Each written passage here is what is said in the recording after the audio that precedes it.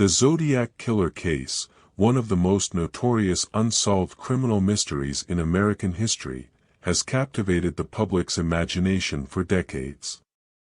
Operating in Northern California during the late 1960s and early 1970s, the Zodiac Killer is believed to be responsible for a series of murders, with confirmed victims ranging from the San Francisco Bay Area to Vallejo and Napa County. The chilling signature of the killer included sending taunting letters to the press, often accompanied by cryptic ciphers that, to this day, remain unsolved. The first confirmed attack attributed to the Zodiac Killer occurred on December 20, 1968, at Lake Herman Road in Benicia, California. The victims, high school students Betty Lou Jensen and David Faraday, were shot and killed while sitting in a parked car. This tragic event marked the beginning of a terrifying series of slayings and taunting communications from the mysterious assailant. The most well-known aspect of the Zodiac Killer's crime spree was his correspondence with various newspapers and media outlets. The killer often sent encrypted letters to local newspapers, claiming responsibility for the murders and including detailed diagrams and ciphers that he challenged the public to decipher. These cryptic messages added an eerie and perplexing dimension to the case, capturing the attention of amateur codebreakers and sparking widespread public interest in the ongoing investigation.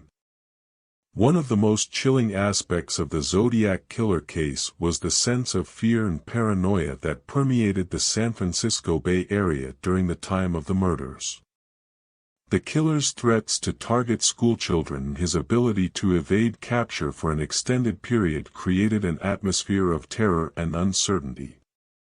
The Zodiac Killer's ability to outsmart law enforcement and continue his killing spree without being apprehended contributed to the mystique and notoriety of the case.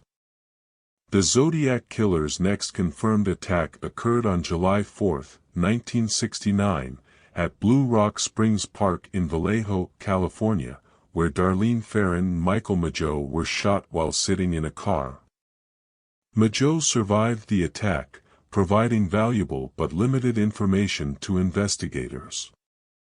Just a few weeks later, on July 31, 1969, the Zodiac Killer struck again in the Presidio Heights neighborhood of San Francisco, targeting Brian Hartnell and Cecilia Shepard. Hartnell survived the attack and provided a description of the assailant that contributed to the composite sketches of the Zodiac Killer.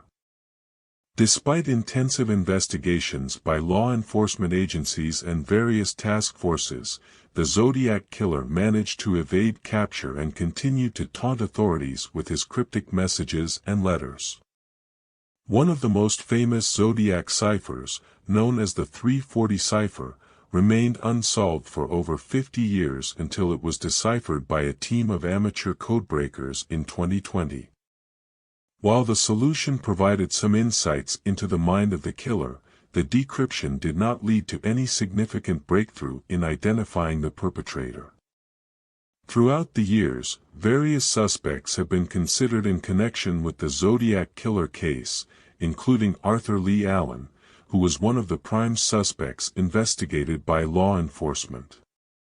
However, concrete evidence linking any specific individual to the crimes has yet to be discovered, leaving the identity of the Zodiac Killer shrouded in mystery. The impact of the Zodiac Killer case on popular culture has been significant, inspiring numerous books, films, and television series that have sought to explore the enigma and the various theories surrounding the identity of the elusive killer. The enduring fascination with the case continues to fuel speculation and intrigue, as the quest to unmask the identity of one of America's most notorious serial killers remains an ongoing pursuit for law enforcement and amateur sleuths alike.